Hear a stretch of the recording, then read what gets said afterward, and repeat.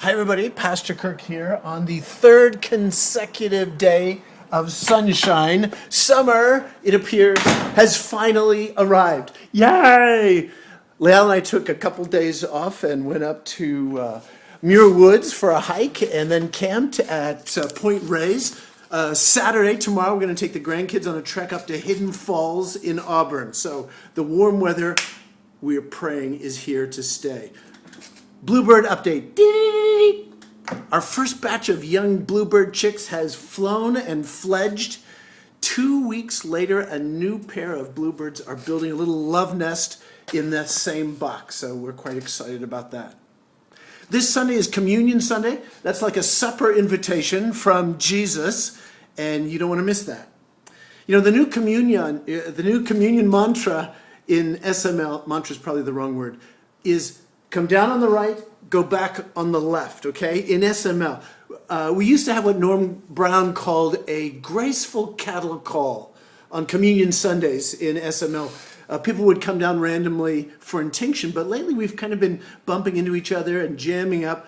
We've lost the graceful part. So when it's time to go forward for communion, exit the pew on the right, go down, take communion, and come back on the left side. And if one of those serving teams has no line, feel free to go to that team. Okay, so after the 1 Month to Live series, we did that in Lent, and that 4-part jet tour overview of the life of Jesus, we're finally back into Love Came Down, when we're going to look at the life of Jesus in detail. And this Sunday, the message is checking Jesus out. And the passage is John chapter 1, the second half of that chapter, verse 35 to 51. 5 seekers on a search for the Messiah take a closer look at Jesus. So go ahead and read that passage. Who do you think, here's some questions. Who do you think is the unnamed disciple? How many different titles are assigned to Jesus in this passage? And what do they mean? Who is Nathaniel? Anyway, we've never heard of him. Who finds Philip in verse 43? Prepare for a surprise answer. What are the 2 laugh out loud lines in this passage? What in the world does Jesus mean by angels ascending and descending on him? And where and when do these encounters occur? Are they before Mark 1:14 or are they after? Okay? I totally forgot about Symotricus, which means having wavy hair, which is not what I have. Symotricus. All day Saturday I was working on my message thinking, okay, I've got to work Symotricus in here somewhere. And then I completely forgot. For those of you who just tuned in, that Symotricus is the winning word in the National Spelling Bee 2 weeks back.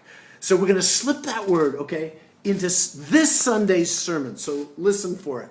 And maybe some previous bee winners as well, like autochthonous, which means indigenous, or Laodicean, which means lukewarm, or propitience, which means looking forward. Okay? So be ready for that conversation over in the cafe or maybe on the car ride home. Did he say Symotricus? And you're going to say, sure, that's the mot nouveau for having wavy hair. Did you catch that strange word, something? Oh, yes, autochthonous. All the in people are using that word now. It means originating in the place where found. So that'll be our little joke, okay?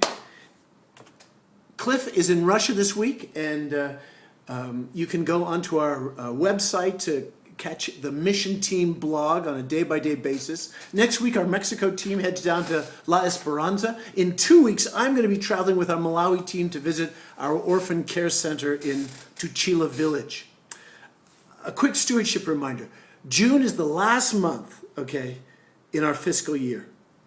Our offerings have been running about $15,000 short of expenses for the last month or so, and we're in danger of ending the year about $60,000 in the red, which is funny because we just raised $1.2 million for Free to Fly. So maybe everybody's feeling a little tapped out, and we want to finish the year strong. So let's everybody be faithful and generous in supporting the Lord's work here. And let's also be in prayer for the folks in our church family who are going through really hard financial times.